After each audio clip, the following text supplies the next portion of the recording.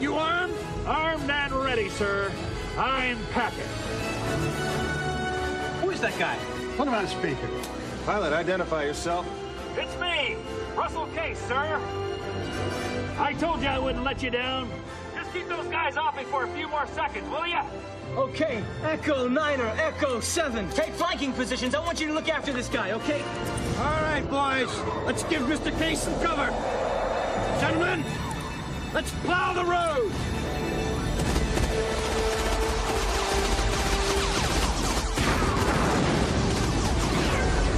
We'll draw him up, and it'll be all yours. Oh, look out! I'm through. I've got tone. Eagle 20. Box 2.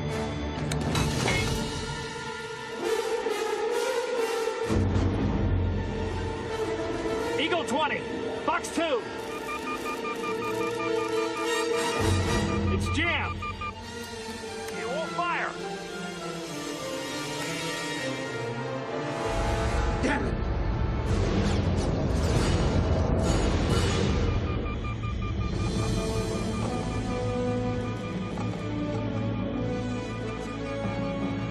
Do me a favor. Tell my children I love them very much. All right, you alien assholes. In the words of my generation, up yours! Dad, what's he doing? Come on, baby. Come on, baby, come on. Good luck, buddy.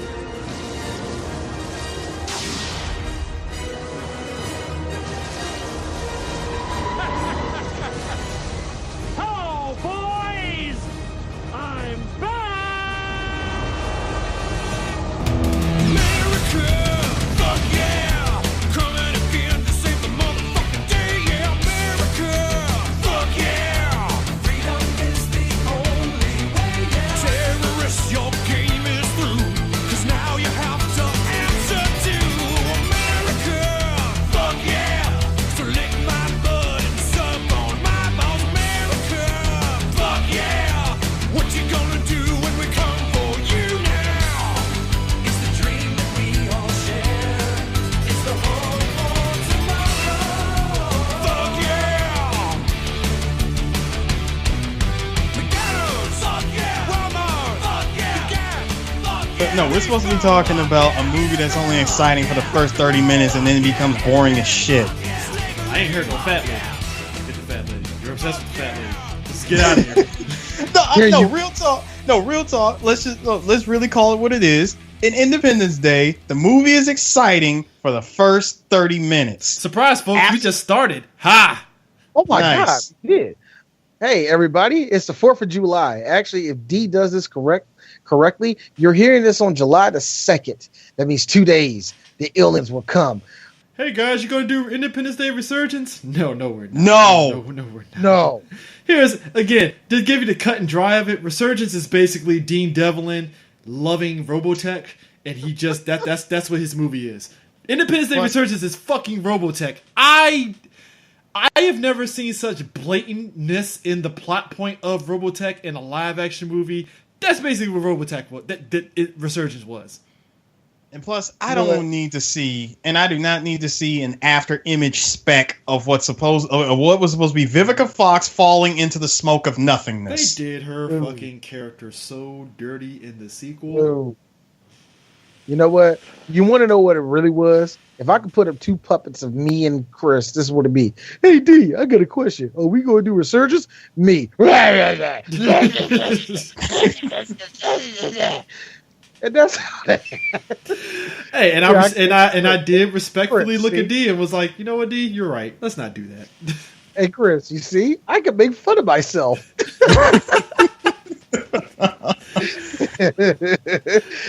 When I said puppets, imagine it's like a popsicle stick and it's like a cutout of our heads. That's really what I was saying. Now, here's my thing about Independence Day as a whole, right? Because for us to go beat for beat, no, we're just going to talk about the highlights of this movie, the ridiculousness of it. Because we could talk about the characters that are just every ethnicity characterization of what you could think of and stuff. Whether you got Harvey Feinstein playing the gay guy because he is gay in real life because he's gay, guys, and they really just play it up.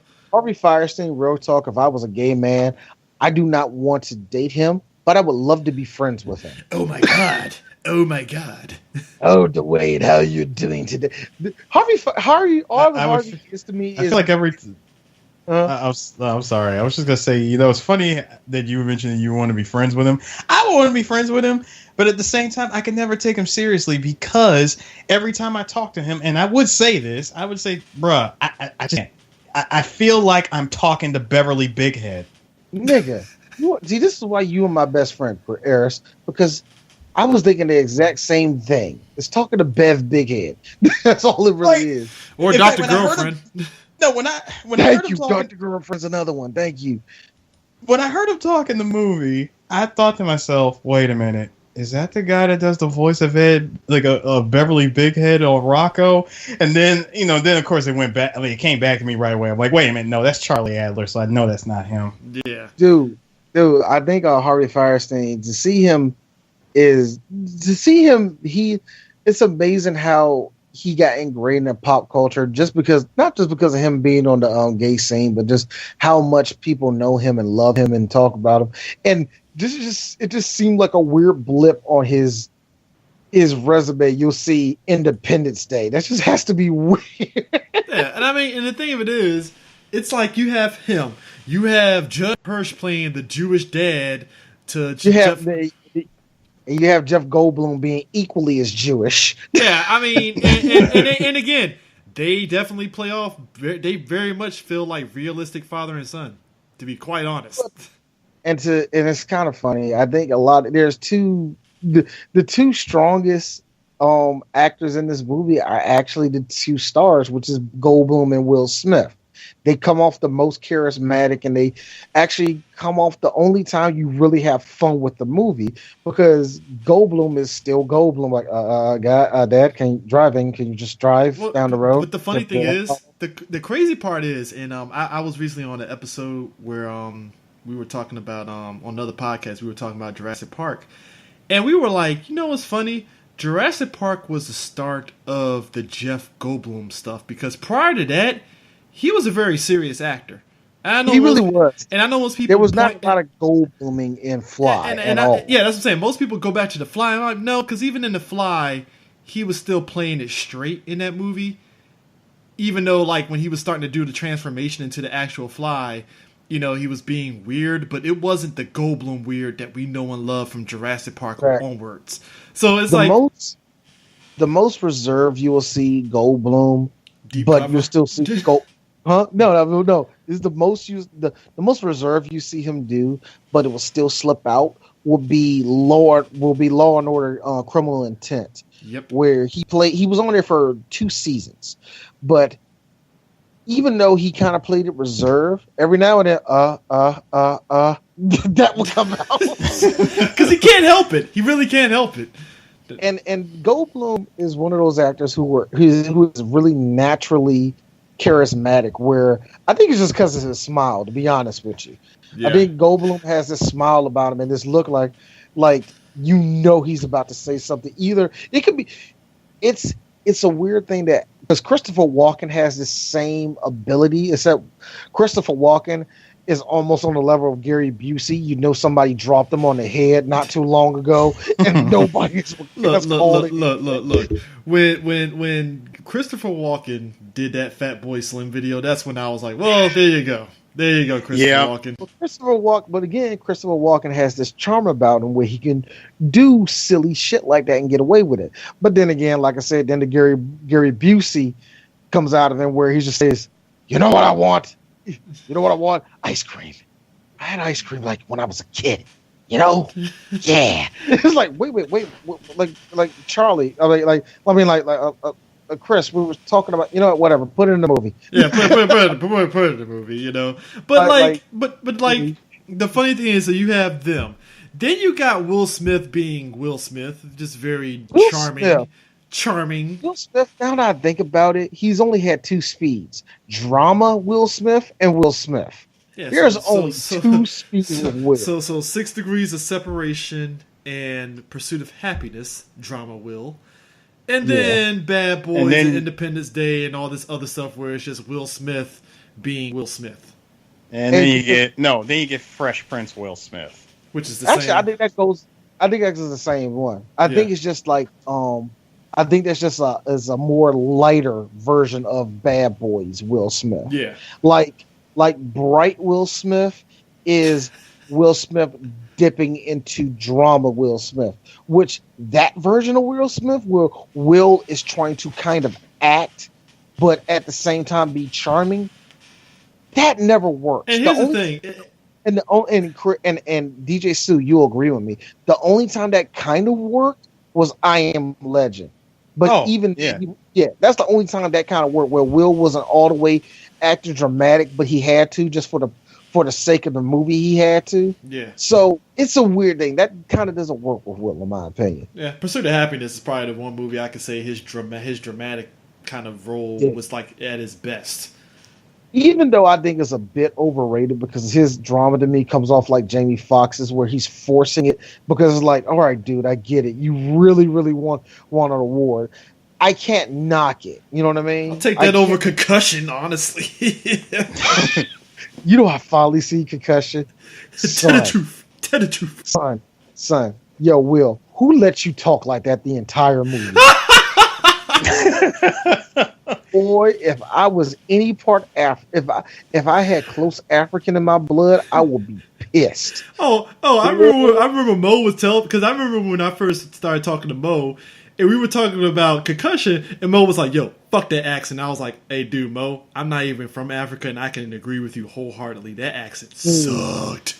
Boy, it's like Nigerian, Cameroonian, and Ghanese like ran into each other at the same time. They didn't have the nerve to have like this weird American African. What accent was that? I don't know. The accent that he used in After Earth was better. Speaking of which, that's Will at his very worst when he acts in drama. It's After Earth Will Smith. No, you cannot. No, you can't. Boy, I feel bad for Jaden. Look, here's the sad part about it. Actually, you know what? I hate going to that movie, but I feel bad for Jaden because real talk, that movie was trash, and it really is all the way trash. But Jaden actually tried. You know, I mean, when you're anchoring off of your flashbacks with Zoe Kravitz, who's a better actor than you, I mean, come on. I mean, look, he wasn't the reason why that movie sucked. I think everybody gave him a hard time because he did get the role off of nepotism, but at the same time, he wasn't the reason why that movie sucked. Yeah. Blame his dad for everything about that movie. And then Shyamalan. Yeah. There you go. Then on the spectrum here with Independence Day, you got Randy Quaid playing crazy ass Randy Quaid. Yeah. Do you have Bill Paxton, right? Bill Paxton, who played No. Bill Pullman. Bill Pullman, who I gotta be honest with you, thinking back to Independence Day, why the fuck wasn't Bill Paxton in this? Too many Bills. Also, Bill Paxton was probably that is one Bill too many in this movie. Exactly. Also, Bill Paxton was like, fucker, I did Twister. I didn't need this fucking movie. Yeah, that is right. Twister was that huge. Yeah, that was a huge Twister movie. was a big movie. Did Twister come out after this? Yeah, I think it came out after this. Yeah. Yeah, Bill Paxton didn't need it. So you have Bill Pullman, who plays the president, and he's the typical kind of like the older president and stuff. I remember seeing reviews where people he's not the older. He's not the older. He was the young president. Yeah, young president. But I remember reading some reviews where there was like, Bill Pullman looks like he's too old to be president. I'm like, what? I don't know who said that, but I was like, yo, why would you? That doesn't make sense. Okay, here's the funny thing. Everybody has the idea what a president should look like, and I remember everybody was talking about Bill Clinton being a young president, and then you have Barack Obama, who real talk don't look like a day over 50. Yo, when he first got voted in before that stress of the office kicked in, yo, he had that jet black hair. That dude was like, yo.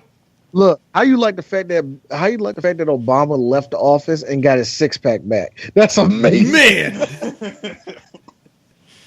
You know that was all Michelle, right? Yeah. You going vegan, all right? You eat these vegetables. You going vegan? Eat these vegetables.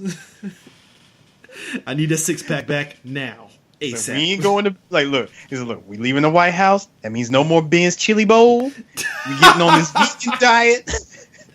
He said no more Ben's chili bowl. You know that's what Michelle said. You ain't going to Ben's chili bowl no more. You are not staying up eating McDonald's 1 a.m. We are not doing that, Barry. Okay? You gonna do sit-ups and you gonna be giving me some of that dick every day. You owe me, nigga. Listen. Side note. That core exercise, though. Listen. Here's how I knew their relationship was like that and shit was going down. When he was giving his closing speech and stuff, and he said Michelle's full name and said, "Oh, the girl from Southside," I was like, "Oh, he's getting some tonight." Oh. No. The last 2 years, Barack and Michelle had became the icons of black marriages. And Barack knew it. So Barack would say all this slick shit and smile at Michelle. Here's me. He is killing that.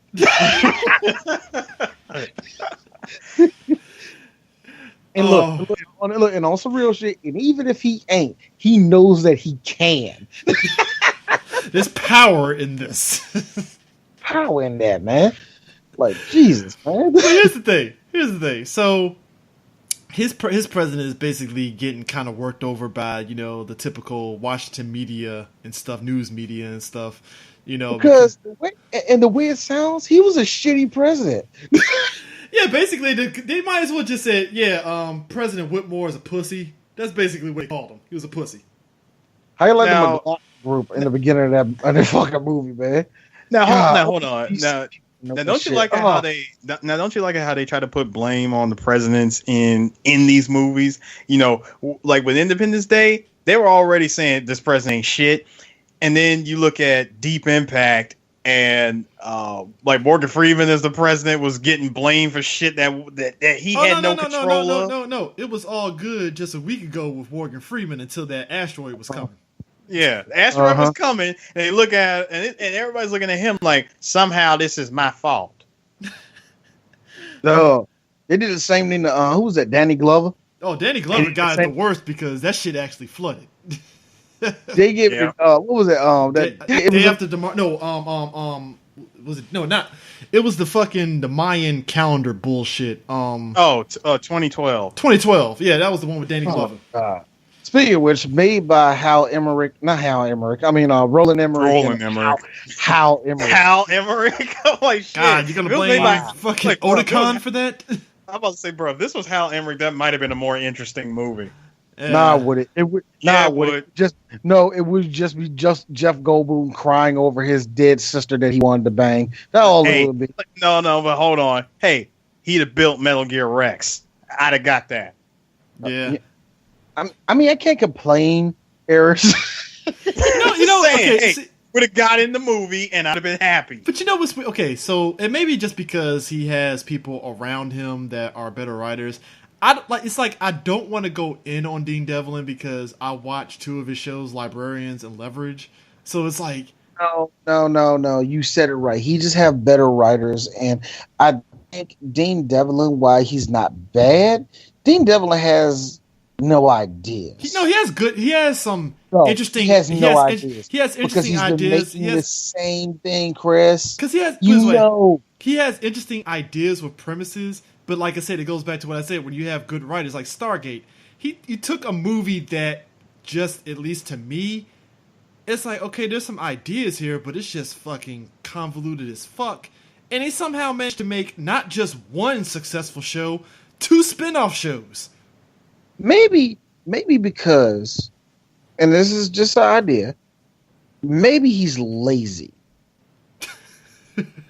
No, you laughing. I'm dead serious. Maybe he's just lazy because Geostorm, Day After Tomorrow, 2012, they're all the same fucking movie. They're pretty much Except he had nothing to do with Geostorm. Isn't that ironic? Didn't he? Who was that? That was just Emmerich? No, that was not that was just Emmerich on that one. Dean Devlin Oh had my nothing to gosh. do with that. Wow. So I guess. Oh we found the no! You're right. My bad. He Oh, did. was Devlin? He produced. Yeah, he did produce Geostorm. Shit. Wow. Fuck. But still, I think both of them together, they just want to make disaster movies, and I get it. That's your bread and butter. Except Geostorm didn't make fucking shit for money, so there you go. But here's the thing. Here's the funny thing about that, and that's the thing I get on you about. You say, well, they make the same movie, you gotta get mad at. Like I know I was talking to somebody. He's like, man, well, I don't know why you like Guy Ritchie makes the same movie. Yeah, but he makes money. And ain't like Roland Emmerich who's making the same fucking movie for the last 25 years and have not got the memo that nobody watches these movies like that anymore. The only time they did something different was that 29 BC movie or whatever that was. Yeah, 2000 BC. Oh, yeah, 10,000 BC. Yeah. I never watched that. It's about as much as you expected. It's basically, the caveman got to fight to save his girlfriend, and that's about it. It's. I didn't care much for it, to be quite honest and stuff. I mean, it's just one of those shows. It was one of those movies that it just kind of came and went, and I think I remember critics kind of like, it's not bad, but they just kind of had that. You remember that gif of Glenn shrugging on the talk show? That's basically what the critics were like. Like. All right. I think it's always weird where I notice that when we go to movies, we kind of shrug off certain movies. And what usually happens is it does terribly. But the movies that we bash always always at least float to the top a little bit before going into shit. Except for Geostorm. Geostorm, oh my gosh, we bashed the hell out of Geostorm. Everybody, it was so funny. That's actually a good thing to mention. I remember after it was you, me, Lucas, and Sam. And you, me, Lucas, and Sam. It was one of the best times I had in the movie theater. We died laughing. The movie was terrible in so many different levels, man. But I remember as soon as we got out the fucking garage, my internet kicked back on. And I'm looking at it was minutes. It felt like every critic around the country did the same thing.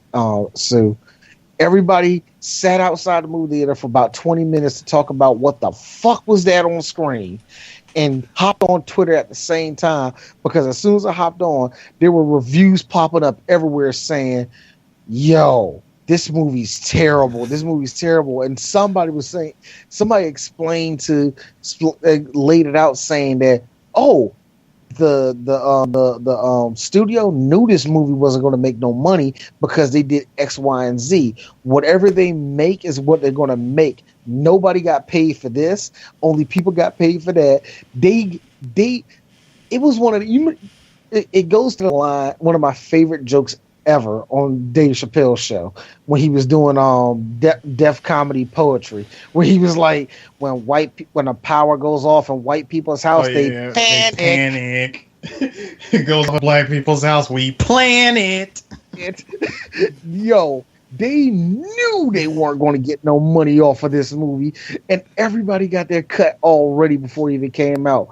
The producers knew it. They didn't put out no flyers, no nothing. It got almost no advertisement. It was amazing, and it makes me think these two are going to have another movie. They're going to have another movie. I mean, it's going to happen. They're going to have another movie. They're going to get funding. Chris, I say this because there are people who are not going to eat tonight. I say this because there are people that can't they can't turn their lights on. I'm saying this because there's a child without a blanket. These motherfuckers are going to get money to make another piece of shit. But back in '96, the studios took a gamble on them, and they succeeded with Independence Day, and that's just. It started a nasty trend too of the disaster. Hollywood blockbusters. Oh my gosh! I will say this. This might have been the first blockbuster I saw that I loved. I'm not even going to fake. I actually liked Independence Day for a long time, and actually, I still kind of do. I mean, I just remember I'm pretty sure you guys saw. You remember like the behind the scenes stuff they always played on HBO before the movie and stuff. This one came on Fox, though. The one that one came on Fox, and I remember that. Yeah, see, here's the thing about this movie in terms of the visual effects. So, the big visual effect of this movie was when they first attacked the alien ship with the F-16s. A good chunk of that was basically them doing digital, and it's pretty obvious, very much obvious. Then you have all the when you have like New York, L.A., and DC blow up. That was practical, and I have to be honest with you. Do you know how fucking expensive that shit is? Oh, they said that apparently this movie held the record for like the most amount of miniature models. Boy, because I remember previously, I think Star Wars, the original trilogy, had a lot of miniatures they were using because folks forget, you know that speeder section door? Yeah, that was like toy models. Man, that takes a lot of time, man. It's the reason why I sympathize with CGI, because some CGI is terrible. Do you really want to spend the money? Yeah, I mean, and don't get me wrong, it was awesome too that they used some of the aliens were also practical. But put it this way, I think DJ Sue would agree with me.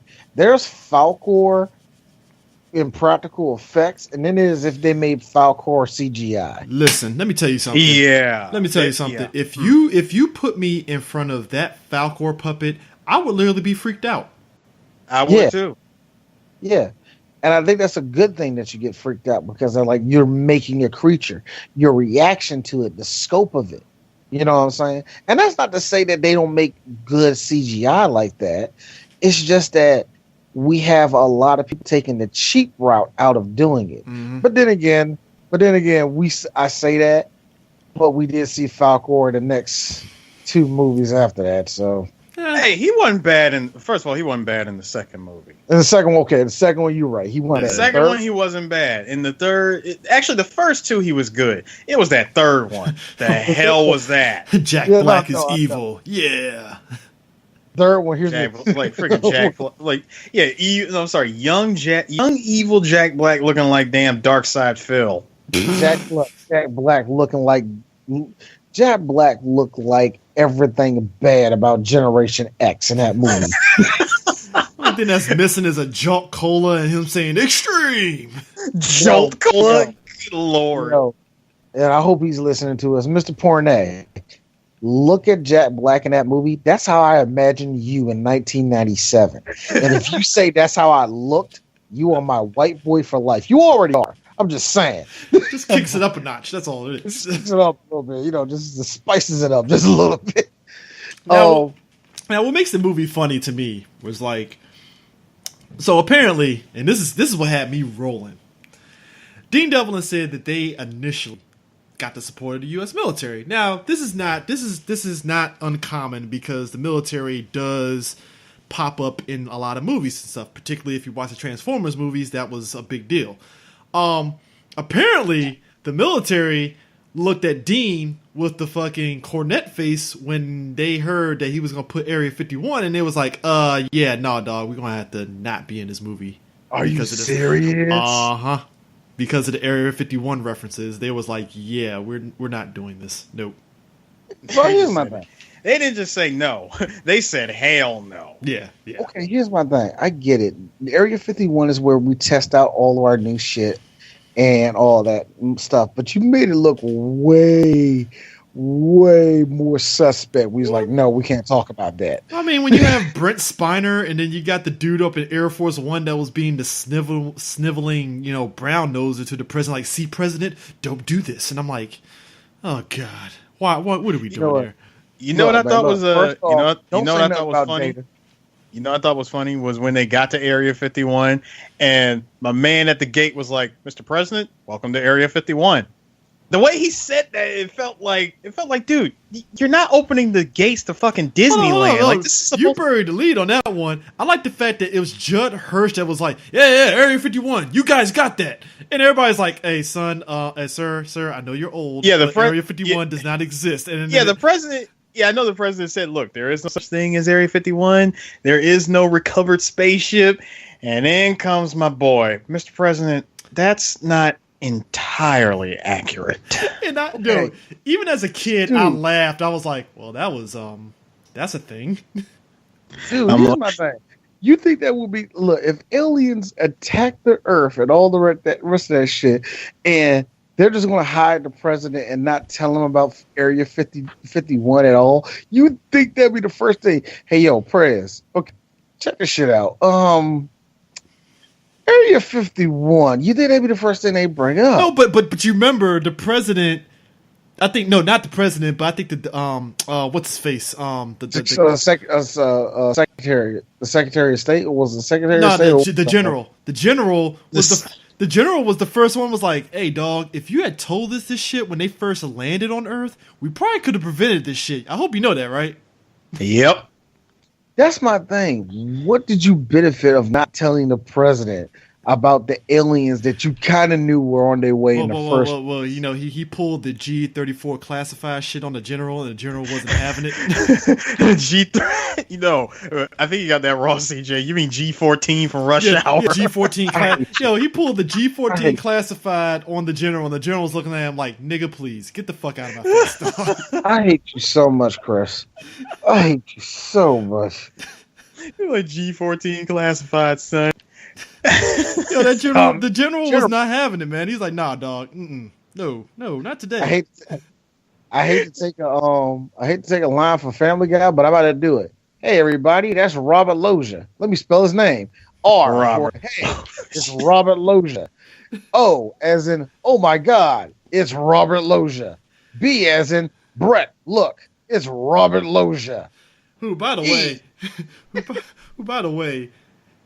God rest his soul. The fact that his last major movie was Independence Day Resurgence, it's like, yeah, it does suck. Like, how did he stay in power that long as a? You know what? I don't give a fuck. Well, you know, it sucks that his character got killed in Resurgence, but hey, that's Resurgence in a nutshell. We're just gonna kill everybody that we don't care for and stuff. Which segue. So Vivica Fox plays a stripper, and I remember them making a big deal about this when this movie came out. That 4-second strip tease she did. Yeah, like she. No, I'm sorry. The 4 seconds of her the 4 seconds of her dancing would seem to be on a the movie did take place on a Friday, but this had to have been like early in the afternoon Friday when ain't nobody in there. We'll see. No. The alien invasion is what prevented that from happening.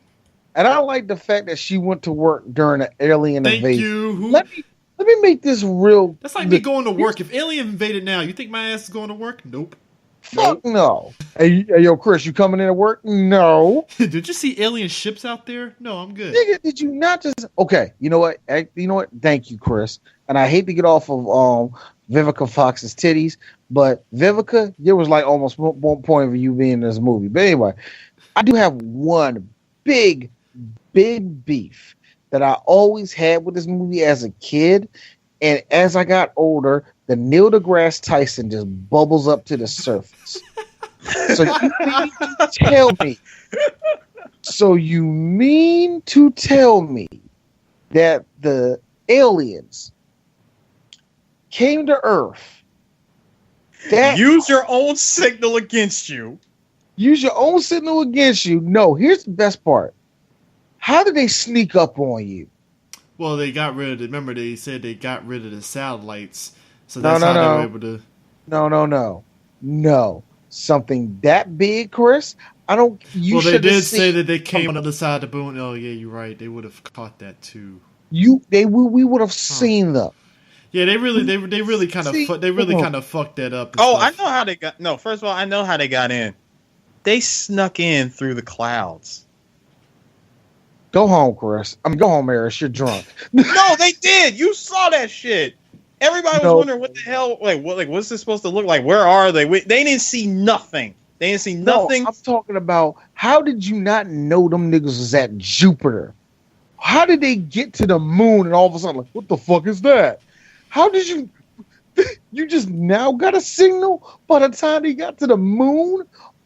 You should have known they were coming by the time they hit Pluto. How do you not?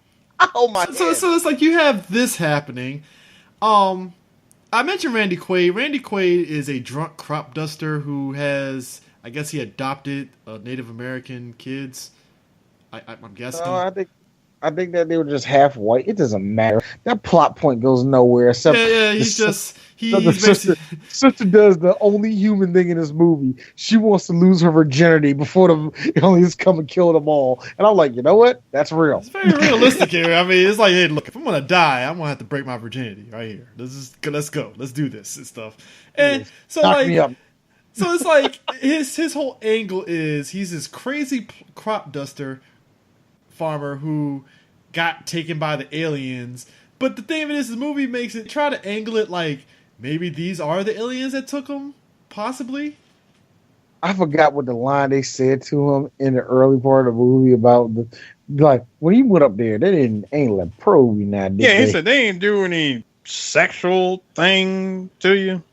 Let me make that. Let's take that. Let's take that same line and put it in 2018. In 2018 dialogue. So when you went up to the alien spaceship, they ain't do nothing with your butthole now, did they? Like them fags, right? Like them. Jesus, Earl, what I say? What I say? Donald, I'm just like the president. I'm just keeping it real. I'm making America great again. So, speaking of which, I got a good question. How do these aliens know national landmarks? Yeah, they were targeting these national aliens, landmarks like it was nothing. Here's Like how they, it's like they had a Planet Earth tour book and said, we're targeting this, and this. I mean, all at the same time. I love the excuse they make. They attacked all the mostly populated cities first. Hi, these y'all three black geeks. I've lived in Washington, D.C. all my life. We're like 7th on the list. Shouldn't they went to Chicago first before they came to D.C.? You know my ass is going. I'm taking my black. You know what? I'm staying my black behind here where I'm at in Waldorf because that attack is not coming to Waldorf. How about that?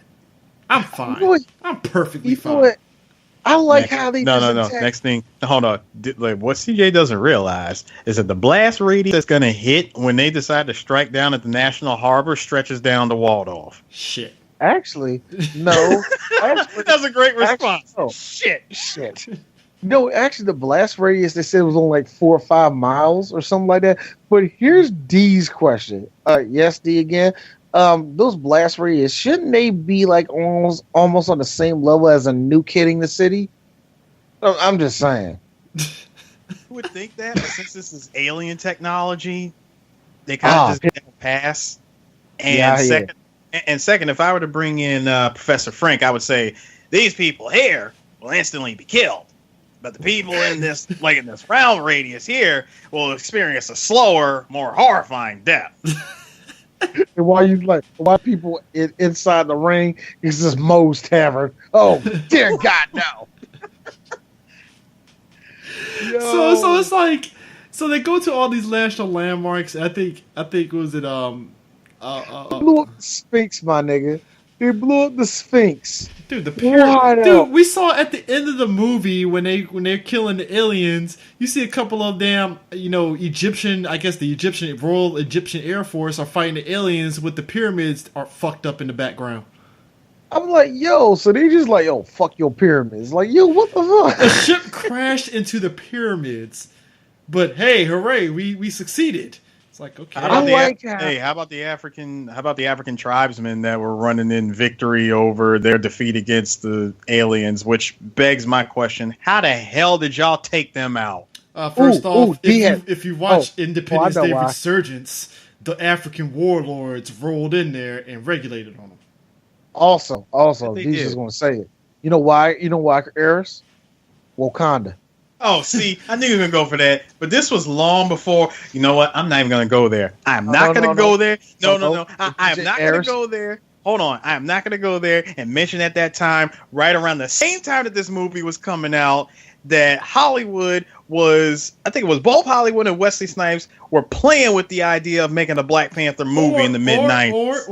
Or, if we're going to go by Wakanda logic here, they don't give a fuck about anything outside of Wakanda.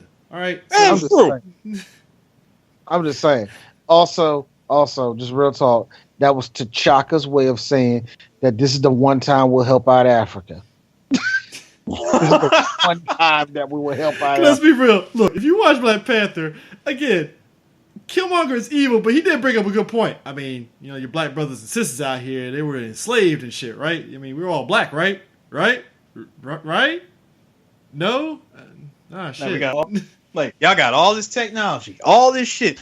Like, you got every cure, you got every medical cure to every disease on planet Earth. Don't even want to share it with us. Not even with your black brothers. Look, Chris told me in the movie theater that I wasn't shit for saying this when Kia and T'Challa kissed each other. And I said, now, T'Challa, what would you give the cure for AIDS to all of Africa? Whoa. Let's take our time. He ain't shit, but that's the truth, man. You had to know that fucking T'Challa's mom and T'Chaka had that talk, and T'Chaka was like, whoa. Oh, easy. Oh, your ball. Real talk. I ain't helping out all these niggas. I mean some, not all of them. Let's start with Oakland and then trickle down from there. We're trickling down here. I heard that trickle down effect works in real life. I heard about that. I heard it works in real life. Maybe we go from there, and maybe I don't know. Maybe the ghetto in Nebraska. I said we're taking our time. We got to see if this works. Because here's the thing. If we're going back to Independence Day again, it's like, the general was like, dog, if we knew earlier on, maybe we might have been able to save some people. And I'm like, okay, you have a good point, General, but I mean, let's be real. When your own helicopters tried to fucking try to do some sort of like signal to the alien invaders and they got shot out the sky. I mean, I'm just saying.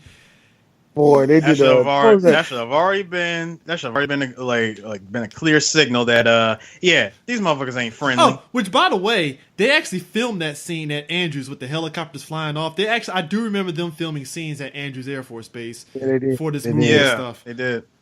But like the helicopter literally going up there, like, okay, we're gonna go up there and do a signal to the aliens, and I'm like, that's just a bad idea. But okay. Here's my question. Now, hold on. Here's something. Wait. Here's something that I find funny. When they decided to go up there and use the signal. Here, now me being funny, I'm thinking, okay, they shot them just off a general principle that, signal or not, we're gonna shoot you down. I think that the signal they were using, when translated in alien language, that probably meant "fuck you" to them. I don't know how to. Hey, Gleeborg, come here. Let's see what they're saying. Up. Down. What? Wait a minute. What is that? Hey man. Nah, fuck them, man. Wait. What does that say? Nah, man. He said, "Fuck you, nah. Shoot them niggas, man." All right. Hey, you heard Tyrone. Let's kill him. Yes, there's an alien named Tyrone. I like that. Let me just talk about the aliens real quick. So, it's just no. I'm sorry, CJ. Like, one of them looked at it, knew right away what that shit said, and he said, "Okay, you know what? I'm on it." Beep. Oh my gosh, but these aliens. But let's talk about the aliens, right? So here's the thing about them, right? So, okay, the way they're structured is they have their regular bodies, but apparently their bodies are like armor. How is it that Will Smith, you know what, fuck it, maybe it was unbelievable Negro strength that was making Will Smith punch an alien's armor? CJ, no, CJ, D, let me answer that for him. CJ, not only was that unbridled Negro strength, but that was unbridled Negro strength brought on by the fact that, one, the man had to go to work on his weekend off in the 4th of July, supposed to be at a barbecue, hanging out by the pool and shit. Right. All of that was supposed smell? Yeah, all of that was to go down, and these motherfuckers had to come in and ruin, which would have been a really good 4th of July weekend. And he would have had a good family moment with Ross Bagley and Vivica Fox. It would have been magical and fun. Also, you all have to understand that when you have plot armor, you hit harder too. When you have plot armor. Hey, look, I ain't gonna lie. I marked out a little bit as a kid when he said "Welcome to Earth" and punched him. I was like, all right, that was dope. You mark out, even though that scene was ruined thanks to the trailer. Welcome to Earth. Like, okay. Not even welcome to Earth, man. That's why I call it a close encounter. Here's me. So you just talk in one-liners. I think Nostalgia Critic had the best joke when he said that, and it's just do. Yo, I just like to say this. Hi, Harry Connick Jr. Bye, Harry Connick Jr. Man, let me tell you something. That guy had a very interesting career around that time because so I knew he acted, but apparently, like, he was more of a better show tune singer than actor. So I'm like, why are you acting again, Harry? Because I'm done. But also, it's like, dude, you're the annoying friend. You already got a fucking you might as well just put on a red shirt. You're the red shirt of this movie. Just off the break. Just putting that out there. Oh, snap. Look, he's bending that. Look, he's sitting down on one knee. Look like they're going to get married. Hijinks moment. Like, hilarious hijinks. Oh, they're best friends. He's so gonna die. Yeah. But yeah, when he died, I was like, you got funny nicknames for each other. I'm sorry, I don't care how good of a friendship that we got going on. You could be my best friend in the world, nigga. Do not call me Big Daddy. Oh my god! In the mid '90s, you don't do that. But we're going back to that. Wait a minute, you're black and white and you're pounding down. Yeah, that's a little bit too buddy to me. Yo, but we're going back to the aliens. So they had their technology is interesting because they get defeated by a fucking virus, and I'm looking at the aliens like, so y'all didn't have like Alien Norton antivirus? Like, what's going on here? Well, the reason why that was the case, CJ, was because Jeff Goldblum decided, hey, you know what? They decided to use our own satellites against us. Well, we're going to use their own signal against them. It's kind of like, fight fire with fire, or he pushed me, I pushed him back. We're using 1990s hacking, as we so illustrated in our episode on hackers. Like 1990s hacking brought, 1990s hacking brought on with some sweet ass 90s electronic music. Well, it's like fucking, it's like Jurassic Park when Homegirl was like, I know this is Unix, and I'm like, this ain't Unix, fucking Unix. You're just pointing and clicking. What are we doing here? Yo, she was playing a point and click adventure game. Unix. My dad said it best. When a Linux prompt takes you down, you don't deserve to tell me. Let me make that prompt. Let me make that very clear. When Linux take you down, you need to stop. You need to stop. That's like getting crossed. Nigga, that's like getting crossed up by Larry Bird. Yeah, sure. First off, you can't invoke Larry Bird because Larry Bird was a great player. All right, come on. Dude, Larry Bird was a shooter. That nigga couldn't dribble. Don't start that shit with me, Chris. That's what I'm saying. No, I'm saying like, look, make fun of white Jesus here. Come on, man. Don't do that. Don't do that. No. First of all, CJ. Hold on. So, first of all, CJ, the white Jesus of the NBA was Steve Nash. I'm done. Look. No, Chris. The thing I was saying was this. I said it was like getting crossed up by Larry Bird. I'm not saying that it can't happen. I'm just saying if it does happen, you need to stop. I mean, if you said Kevin Love or something like that, I'd be like, all right, no. Because Larry Bird dribbling between his legs is the most awkward thing ever. First off, first off, D. Larry Bird is a tall, lanky white guy, so it was always going to look awkward anyway. Exactly. And if he yanks you, you need to stop the man. Why am I picturing Larry Bird juking the shit out of hot sauce? Just imagine that motherfucker hit that little shoulder dip like Iverson. Just imagine. Fucking Michael Jordan fucking falls to the ground. Yo, Jordan legacy would be tainted if that shit fucking happened. Look, hey, Chris.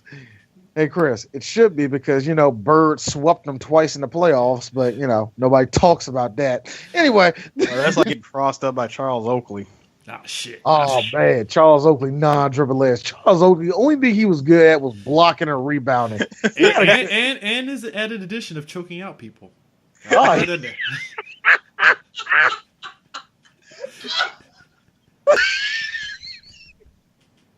No, I thought that was on. Hold on, I thought that was only Spreewell, but come on. No. He always had choke out, but no, for some reason he always choked out people. But when Chris said that, when he said added addition, why did I have this feeling when he became whatever that was, like the spokesman or whatever it was for the Knicks? Why it says Charles learned a new move, but Charles only has 4 moves. Which move should he get rid of? It went from quick choke out to old school choke out. Charles Oakley learned old school choke out. I'm sorry. That image will forever be invoked in my head of him choking out, dude. I love how we're talking about Independence Day, and all I see is Charles Oakley choking this shit. What did I start? He choked the shit out of an alien for no reason. Could you just imagine them doing that? Oh my god! Charles choked the shit out of an alien. Why was that not the movie we got? Look, we got Charles Barkley playing basketball against Godzilla. Speaking of which, another Roland Emmerich and Dean Devlin movie. Yo, Charles Oakley busts up in there and saves Data from the alien and chokes him out. Oh man, he sees Data, he just push out Data and go right to the alien. Oh god. Speaking of which, Data gets choked out by the alien, actually. Yo, here's the thing, right? If I'm a doctor in that room, I gotta say this, man. My only thing is like, look, if I want to be in this room with this alien locked up, you're gonna have to give me a shotgun and give me some hollow point bullets because I'm not staying in this fucking room. Just telling you. Hold on. Speaking of guns with bullets, hey, is that glass bulletproof? No, sir. Pull out the guns. Hi, D-Shaw 3 by Geeks. Why did y'all wait? First off, you got to get permission from the president. You can't just go renegade, all right? You can't just do that. This ain't Mass Effect, all right? You don't get decisions here, all right? I hope that's not true because Donald Trump, if somebody coughed the wrong way, he's a terrorist. Kill him. He's a terrorist. True story. Now here's the fucked up part, right? If there was an Independence Day in real life, and that was Trump in there getting choked out, everybody's gonna look at you like, so do we save him? Or I mean, what do we do here? You know, I can't help but think that this alien is doing us a favor. No, right? It's like, you know. No. Like, see, I'll shoot the glass, but I'm putting a bullet in Trump's head. Just putting that out there. You're like, Chris, what did you do? Oh, damn, man! Friendly fire, man. Damn. Hey, look, man. I shot this motherfucker fell. I'm sorry. I closed my eyes when we were shooting, and a bullet just landed in his head. I'm just saying. Look, dude, I reacted. I did what I was trained to do, and just so happened, the president was an alien, but you saw his tentacles around his nose. The president was an alien. He said he didn't want peace. I'm just putting it out there. All right. Or real talk, you shoot Donald Trump, and then everybody shoots the alien. Good work, Chris. You shot Trump first, then you shot the alien. You get promoted. No, wait. Here's the better one. You shot Trump first, and you shot the alien. Like who is he? Oh my god! You shot the alien Donald Trump. He was an alien. Oh, damn, for real? All right, cool. Word. All right. Cool. Yo. Okay. All right. Now, this is the thing that gets me. Now, you said, DJ Sue, and it's true, the best part of this movie was the first 30 minutes. Tension. That's really what it was. It's it's the build-up. It's all of that shit put together. The aliens, they launched their attack. Pretty much the movie bust its nut real early. And I got a question. At the first 30 minutes. And when it comes to nuts being busted, who got the worst cum shot? DC, New York, or LA? Who got it the worst? I would say part of me wants to say DC just because you saw the helicopter attempt to take off and then it got caught in the explosion. Yeah, I mean, All right. And on top of that, nigga, it's the White House. How many movies have we seen where we get to see the White House get destroyed? I mean that was all that's all fine and well, but I'm saying New York only because of Harvey's line of "Oh crap." Oh crap. You know what? I will say New York because look, if I can describe it, what happened to DC was a standard blow up. Okay, what happened to LA was the Hogan leg drop. Ooh, pretty lights. What happened in New York City was the Macho Man elbow drop because both of them were devastating. I think New York got it the worst. I'm just saying how okay, Vivica Fox, she has plot armor, fine. How the fuck does a dog have plot armor? First of all, it wasn't just plot armor. That dog had plot speed. Okay. It was outrunning the explosions. Like it was outrunning the freaking fire behind. My problem was this. Okay, Vivica surviving that didn't make sense for one main reason. You mean to tell me that the freaking janitor's closet that she hopped in? Actually, that was a service tunnel. Yeah, that was the service tunnel. You mean to tell me they didn't cave in or nothing? Nah, apparently not. Cool, whatever. The one thing I will say is this, and I think who was it? I had a friend. Somebody mentioned it. Like, damn, man, LA got fucked up, except for them 8 or 6 palm trees. Wait a minute, what? Yeah, how's going on? Palm trees were still standing. Hey, man. LA. Hey, all I'm saying is because apparently the aliens, even outside of attacking major cities, they actually were destroying military bases too. Any military base was getting fucked up because he basically told Vivica's character to go to Toro. I guess it's a base in El Toro and stuff. She gets there and it's destroyed, so clearly it's gone. Somehow, and this is the weird part. Okay, so you were in L.A. How the fuck did you come across the First Lady? Well, remember she was in L.A. at a conference. Why did I think she was in D.C. for some reason? I don't know why I was thinking that. No, because they were separated at the time. The one thing I will say is this: they did have we had a plan, like throw a nuke at them.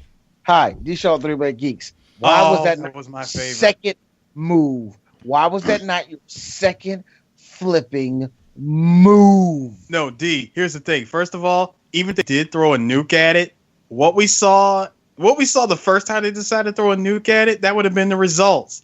The shit hit the spaceship and nothing happened. Oh, I like how that homeboy got all excited. Yeah, we did it. Yeah, it was a direct hit. I was like, dude, chill. Can we please have a confirmation first? Target remains. I repeat, the target remains. They still have the shield. What the hell did you think was going to work? Thank you.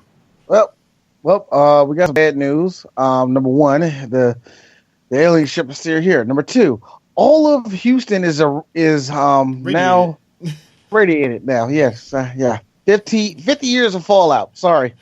Yo, why? Oh, here's my question for you guys. How is it that they decided to like the moment they launched the nuke, it hits the spaceship. We see the after effects of the spaceship, like of what happens after it got hit by the ship. Why is it all we see is wind? It just looks like a mild tropical storm passed by. Like there's nothing. Like I'm like this does not look like the end results of a freaking nuke getting hit. It does not. Why do I have a feeling us saying all this? Screaming in confusion here. I just have this feeling, and I hope so because I hope for big things in life.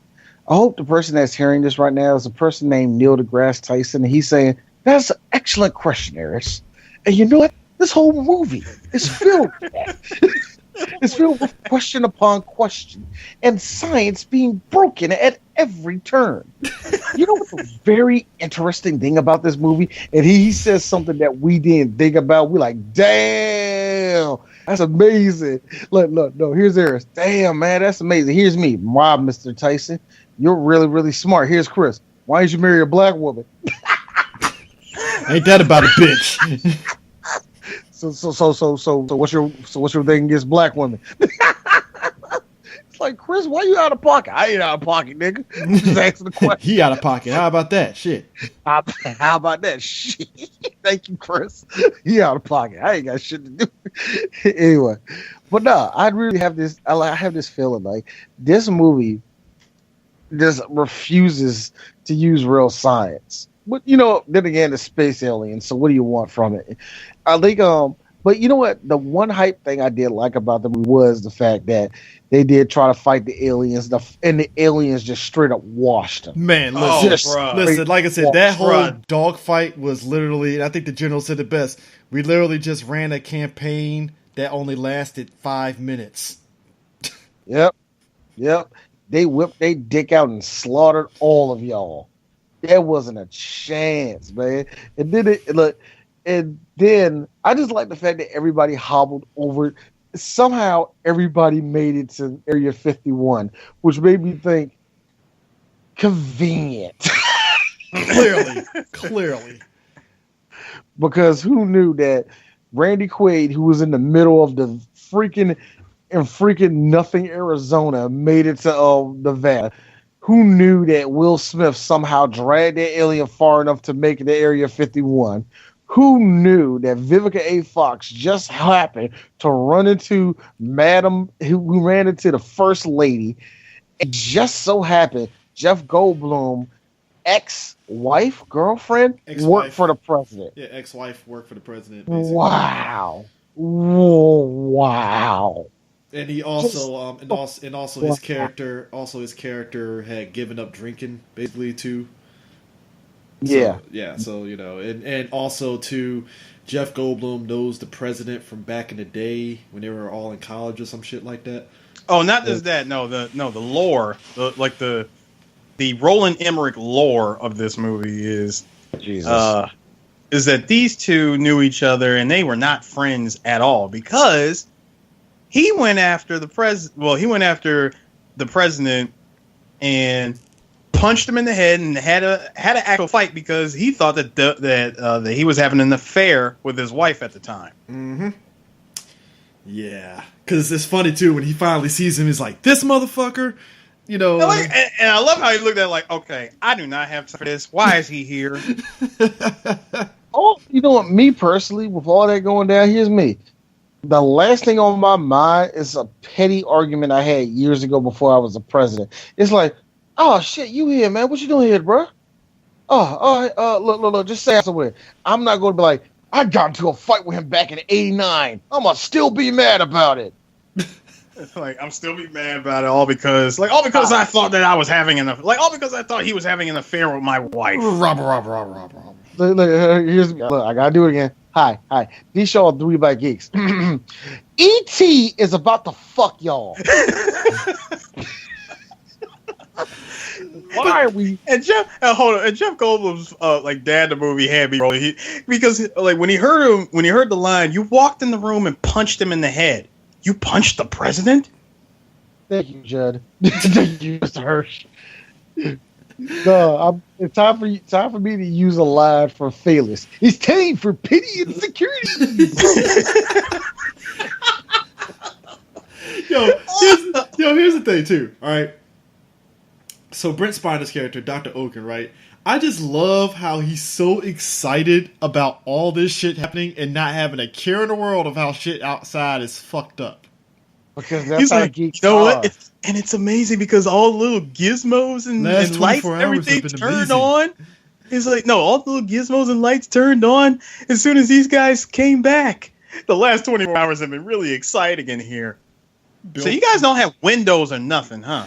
Bill Pullman is looking at him like, nigga, people died.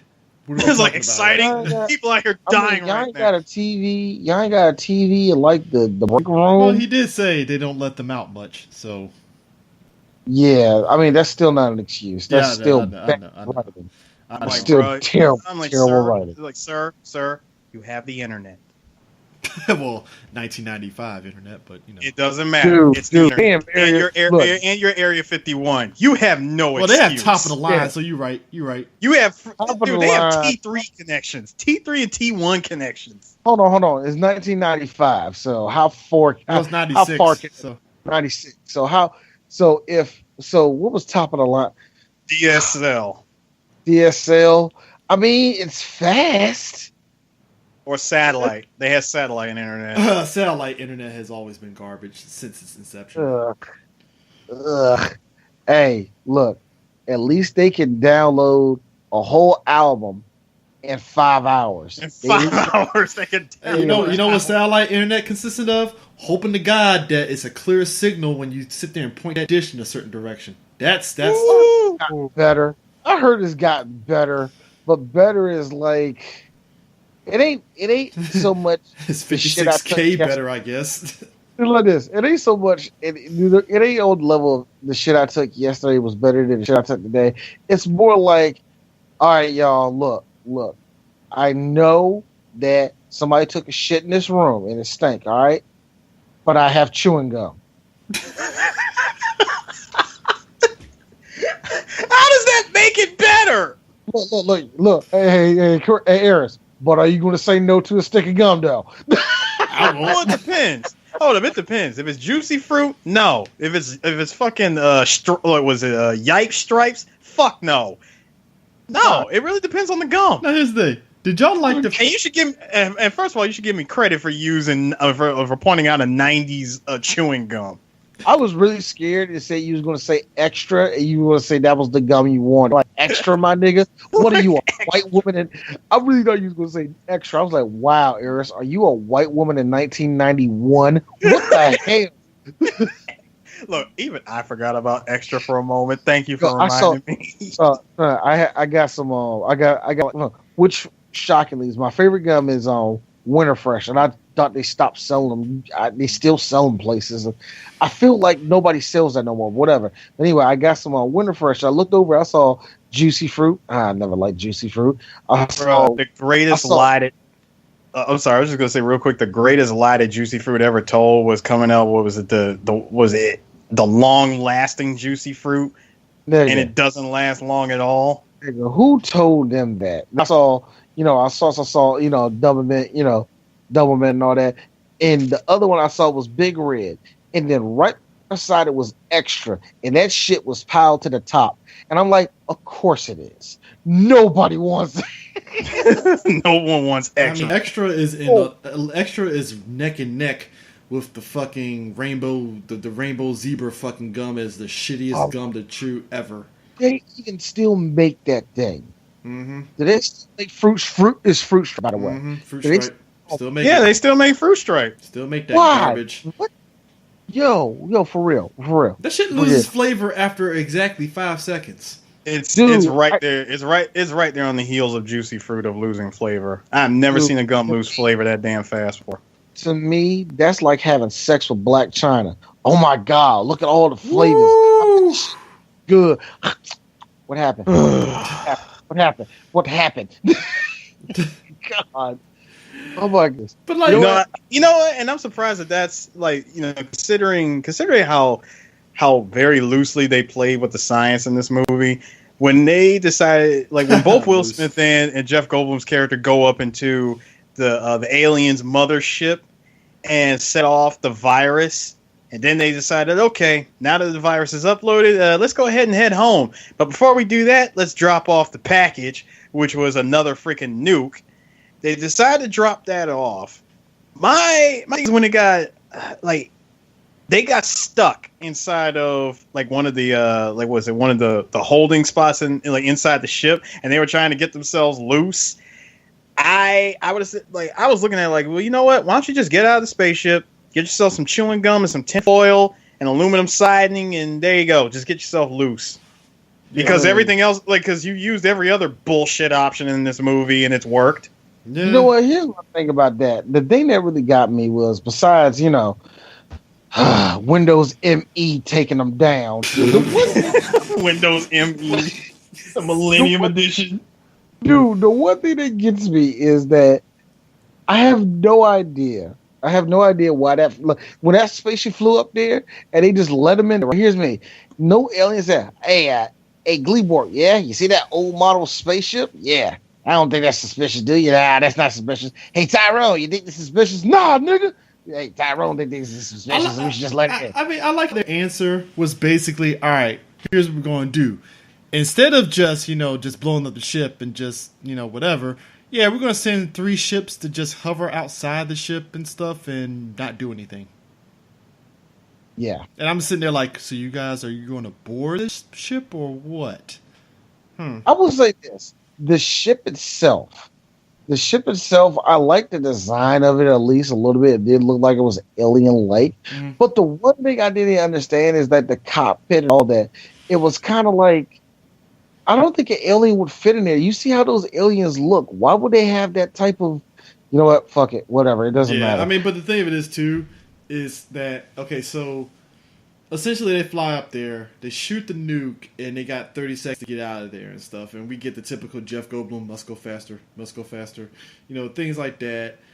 And I like the quote unquote victory dances that they had, which was the cigars. Just on victory dance. I like, they're just going to mention, like Will's just going to keep on mentioning that he smoked a cigar. Yeah, so they blow up the ship, and all the other ships and all the countries and stuff, they're getting shot down and blah, blah, blah, blah. Now, I remember the kicker about this was that when this movie was over, now back then, I don't know if they still do it now, some movies got novel adaptations. Yeah, they made books. They did make books. And they made books on Independence Day that was like the sequel where they're still fighting the aliens in the sequel books still. Which is, again, something that they tried to do in Independence Day Resurgence, but what they ended up doing was they ended up retconning certain things from Independence Day, which I'm like, I don't think that's a bad thing, but okay. Yeah, they ended up retconning a lot of stuff. Like one good example that they retconned was what was it? Well, because they couldn't get Will Smith to come back, they just killed his character. I mean, yeah. I mean, so there's that. Apparently, stripping paid dues for Vivica because she's a nurse now. So yeah, isn't that something? Yeah. Go from stripper to nurse. But that's because they had nothing good for her. Yeah, or something that made sense to them. But it's just amazing to me, even before they even came up with Resurgence, that they actually had sequel books that actually opened up the lore of Independence Day. Because here's the funny thing. This Independence Day to me was the only movie that they kind of made that, is kind of trash. And, it is trash, but it's sellable trash. You can actually do something with the lore of this and make it either interesting or keep it cheesy and keep it somewhat entertaining. You can work with this. They just turn it into Robotech. Yes, they did. No, but it's like, you know what? Oh, go ahead. I was like, but you know what? I will say this: one of my actual favorite parts in the movie is after they throw up the virus and they fight the aliens. Because, and I will say this, because the aliens had to one up the entire flipping movie, to finally fucking shoot them no shield was actually satisfying. Like, good, light their ass up. Oh, I love how like when they took the first shot, they was like, all right, missiles away, let's go. Fired off the first missile, and then it just sat there like the PlayStation Now loading sign. Like, okay, is it gonna do anything? Is it gonna do anything? Is it gonna do anything? And we see that explosion. I mean, it did work. Yeah. But that dogfight was cool because it got kind of like started up because of the president's famous speech that we all seen and stuff, and they played the little. And it's overplayed. It was so overplayed. It's like, tonight we will not go into the night. I'm like, okay. We will not vanish without a fight. We're gonna move on.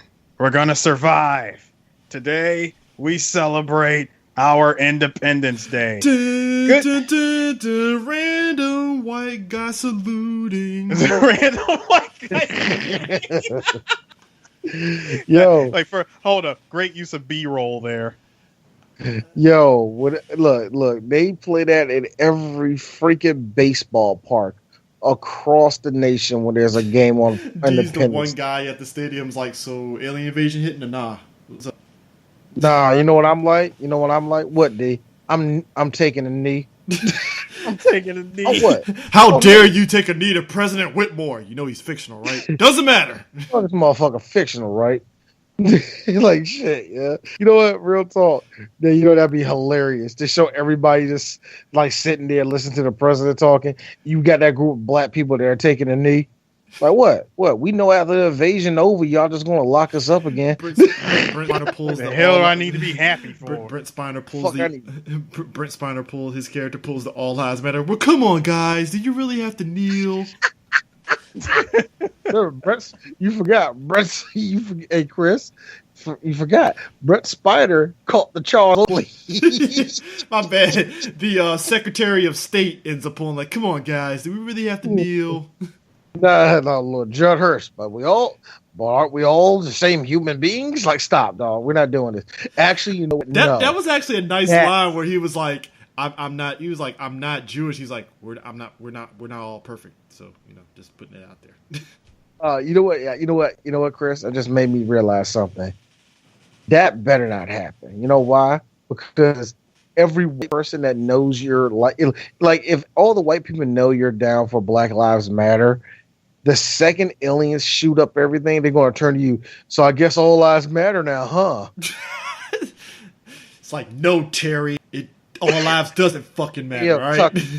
Tucker, get the fuck out my face, man. Dude, man, look, all right. But like I said, I did like the fight, how they shot up, how they fought the aliens back. The one thing I laugh at of how corny it was. When I was a kid, I ignored it, but I laugh at how corny it is. Wait a minute, Mr. President, what are you doing? I'm going up there.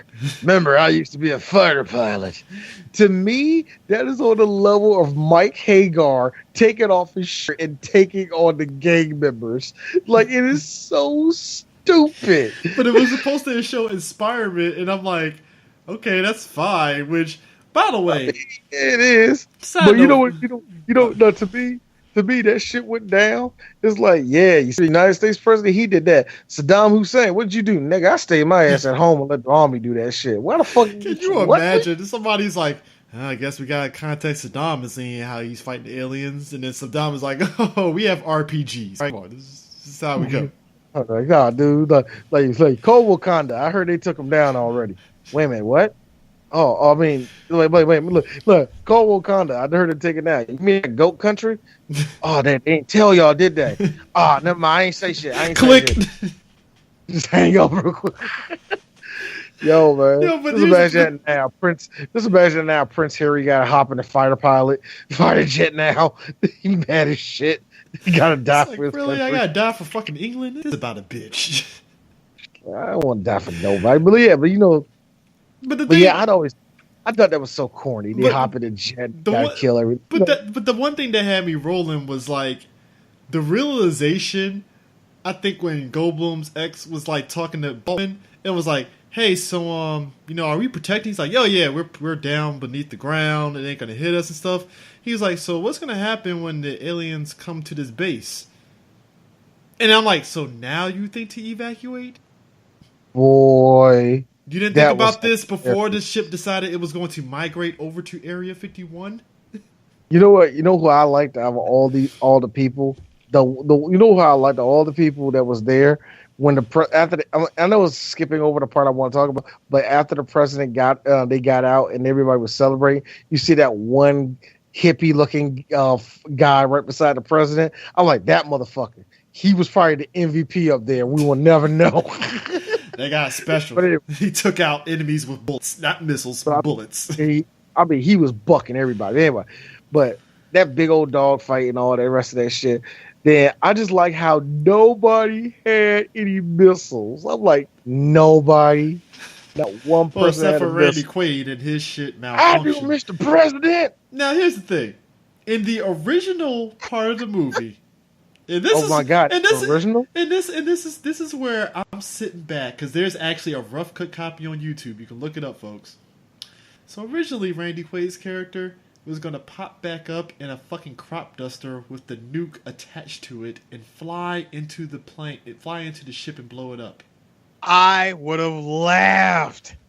That would have been great. But when you see it, it looks so crude, and I'm like, what the fuck? Really? Like, first of all, like, hold on. First of all, like, hold on, CJ. First of all, that would have been beautiful because you want to talk about all of the conveniences coming together. That was perfect. You don't see me right now, guys. I have my arms open and my mouth wide open, like, why did we not get that? Why didn't we? I guess. I gotta watch it now. I guess. Now I guess Dean Devlin thought it was. I guess Dean Devlin thought it was too over the top. No, in a movie that is already over the top. You know what it was? Somebody at Fox. Okay, Dean, look at me. No. No. How does he strap a nuke to a crop duster? Yeah, that's an even better question.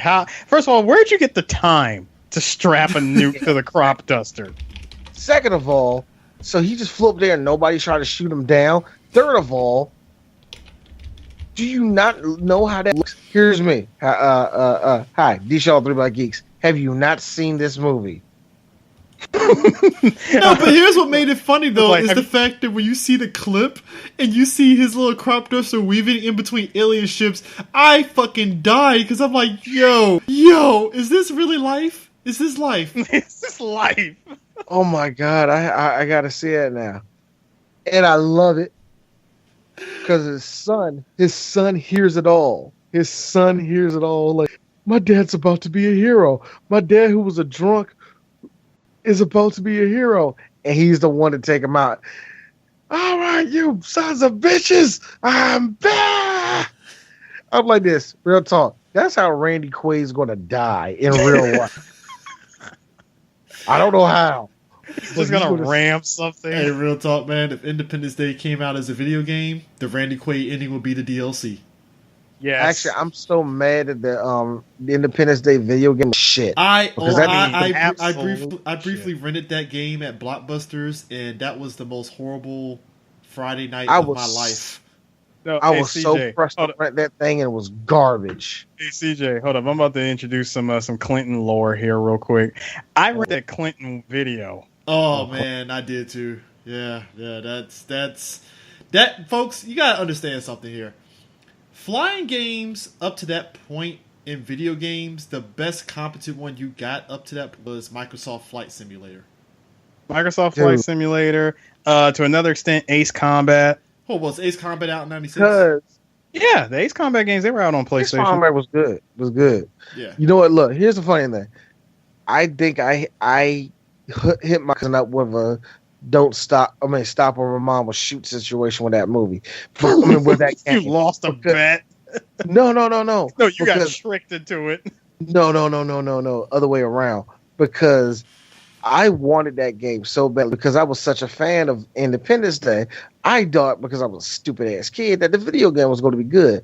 And because I was so pressed about the movie, it caused my cousin to rent the video game because I wanted the video game so bad. And my cousin is an asshole who always wanted, he was a spoiled kid, so he got whatever he wanted, right?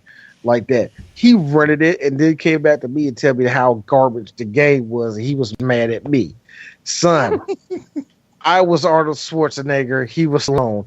Because I didn't play that game until I was a fully grown man. I was like, oh god. I was like, it was right after James played it on AVN. Yeah, and I actually played it probably like months after that. Oh my god, that game is garbage. Like, because the flying and so basically here's how it sets up, folks. So the flying mechanics, the flying mechanics are bad. Like, the stages were set up in different times, and so your first initial stages is basically you gotta destroy all the turrets, and then you gotta destroy the little middle laser beam and stuff to prevent the city from being destroyed. Okay, simple and stuff, and if you can figure out how the controls work, then you can get through the first handful of stages pretty easily. Then you get to escort missions, and here's the thing. I don't mind escort missions in video games as long as they're competent enough and I can get around whatever shortcomings that it has. The problem with this game is they tell you to escort the president's Air Force One, but they don't tell you what you need to target to prevent his shit from blowing up. Oh my gosh, this game, the game is, you could tell it was rushed. You can tell it was rushed. Just everything about it was bad. And I mean, I don't know if they could have necessarily gotten a good game out of it, but I mean, it's. You know what? I will say they could, because Fox Interactive has actually made better looking games. I wouldn't say better games, but better looking games than that. That game looks terrible. Yeah. Top to bottom, it looks bad.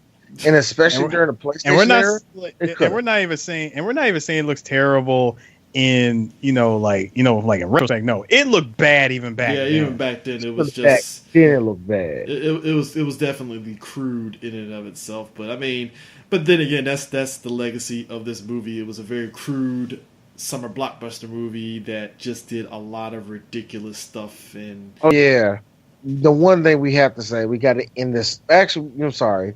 We have to end this off with pretty much what happened. Goldblum and Smith landed onto the ground, and both of their respective families came to greet them and say, "Hey, you did it!" And then you got to see the jets fly by with the red, white, and blue. And you know what I did? You know what I did like? I did like that they crashed their planes in the same style as Homeboy did in that movie, The Right Stuff. Yeah. Yo, just a flyover from the jets. I have to do it. Do America. well, in addition, we'll also in addition to a random jet still fighting an alien ship, like the alien ship. Like the alien ship didn't get the memo. Hey, dog, the ship blew up, so you might want to get the fuck out of there. Newsflash, your side lost. Except he doesn't have stairs to fall down, so dude. He doesn't have. Look, he doesn't need stairs. He just needs a good old self-destruct button. I know they put one in. It kills me because like all of a sudden, all the different countries hear about this. Like, and I love England. I do say the Americans found a way. Those damn Yanks. It's like the wait a minute. We have a distress signal. It's from the Americans. They want to organize a defensive. Well, it's about bloody time. When do they want to mobilize? In about an hour. An hour, you say? I like how all of this invasion, this big alien invasion was taken care of in 3 days. Let's put this in retrospect. Yeah, all of this was done in 3 days. Let's put the real retrospect. The aliens, this was like what me and Chris thought the finals would have been with all the Cleveland Cavaliers and the Warriors. They would have got game 1, but the rest of that game, the rest of that series, it was a straight up 4-game winning streak. They got knocked right out. Yeah. In retrospect, I think the aliens got washed. Yeah, and you're right, because the movie also hit dates like July 2nd. And then we got the spaceship July 3rd. It's after, because here's the thing, they literally land top of the morning. Within an 8-hour workday, they destroyed all the fucking major places. Yep. So basically, you're leaving work in rush hour traffic, and oh shit, huge fucking wall of fires are coming my way. Well, I guess I'm dead. Then July 3rd, they fucked around, still trying to kill all the rest. They still tried to. It was a counter, and everybody lost. But they were still fighting. They were still destroying all the rest of the cities. And July 4th, all of a sudden, they get rolled. I mean, rolled by the president and the fucking volunteer army of old guys. Oh my gosh! Just gonna put it out there. All those spaceships landing and crashing into the ground after they blew up would have been devastating to the Earth, but we're not going there. No, definitely not. But there's enough science getting butt fucked in this movie, so we're not even going there. But yeah, that's I guess that's Independence Day. That was, guys, I got to say, that was wonderful because Independence Day has been on our list for a while, man. It's been on our list for a while because I had to, me personally, I didn't think we all really wanted to get into that movie and just get it out the way. For the love of God, get it out. It was definitely something to get out of the way. I mean, look back on the movie now, like, it's dumb, but there's some entertaining value in it. Yeah. For a movie that damn near almost came close to making $1 billion and stuff back in the day, that shit made $817 million total. Yeah, the true blockbuster. That was a juggernaut. But you know what? Next week, guys, we're doing the Independence Day movie again next week. But this time, it's really an Independence Day movie. It's time for us to finish off. Well, yeah, it's time for us to almost finish off the series that we started and that we kind of love until this movie came out because we're so torn apart with this movie. Because either you live free or you die hard. Yippee-ki-yay, mother. And Kevin Smith was in the movie. Yay. Yay. With Olin Fantastic. Yay. So guess what? Y'all get a present. Actually, you know what? F that. Y'all get a present. If you're hearing this podcast, give it a day. You're going to hear Live Free or Die Hard. So happy Independence Day. Hey, D, are you squeezing all this together? Fuck yes, I am. Leave me alone. Because that was definitely an Independence Day movie. Yeah. Yep. Yeah, I'm squeezing all in. Yeah, Independence Day weekend is going to be great. You're going to get drunk. You're going to eat too much. You're going to see fireworks. And some of y'all, because I know how y'all do, y'all going to get fucking lit up in the club and do all that good shit. And then when you sit down on a weekend after you deal with all that shit, you're going to sit down and finally listen to podcasts and laugh your ass off as you clean up your fucking house. Because that's what you should do when you listen to a podcast. Clean up shit. That's how I feel. I was about to say, you light a match. You blow the joint. No. This is after you're done with the weekend. After you're done with the weekend of partying and regret. Regret. You bust out the joint. You light a match. Hey, can I side note here? Can I just point out the fact that Independence Day, the movies that came out of it, there were a couple on this list that was so America, it's ridiculous. What? The Rock. Wow. That shit was America. Yeah. Actually, that was in the running and it lost. Don't worry, everybody. Three Black Geeks are going to get to The Rock eventually. We have been trying to squeeze that in, and it always got vetoed, or it always just, no, not now. Yeah. So we're getting to The Rock. Don't worry. And then you got another movie, which I need you guys to go back and listen to, Eraser. And you might be saying, what's so American about that? Look, rail guns. Yeah. Rail guns. That's all you really need. It's American, y'all. It's really Corrupt American. Government? Check. Railguns, illegal railguns? Check. Yep. Look, got some guy who's not American, but he's defending the rights of Americans? Check. There you go. Vanessa Williams? Check. She's a check? Yeah, she's a check now. All right, check.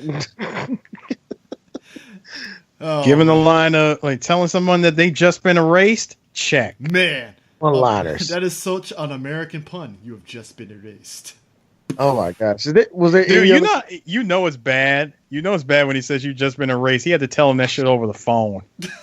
Oh, Arnold didn't even give you the. Arnold at least looked at Bennett as he died, saying "Have some steam." Let off some steam. First off, I think we've established that they had a bit of a more than bromance kind of relationship. So yeah, he had to look him in the face. Look, I gotta say my piece about that. The most they did was spoon together, butt naked. Nothing sexual happened. but Bennett, real talk again, it wasn't sexual. But Bennett took it to heart because he ain't had nobody touch that. Just real talk. Yeah, Matrix. I can imagine Matrix. That was love. I can imagine Matrix telling them, all right, we got to be butt naked and get warm up together because it's too cold out here. All right. And then, I'm not doing it, John. I'm not doing it at all. Just take off your chainmail. Let's do this. It's like, no, I'm not doing it. I do it. Like, just come on. Come on. Let me clench you in my body. No. It's nice.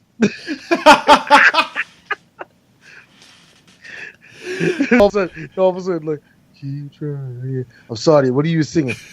Singing the Sade song. Ordinary song? love. Ordinary love. Oh man, but anyways, folks. Could have been worse. It could have been worse. It could have been worse. It could have been worse. As they're spooning together. Here's Bennett. My mind's telling me no. Now I can see Bennett and just butt naked and just chainmail. Putting the Playboy cover. That's his entry pick for Playboy.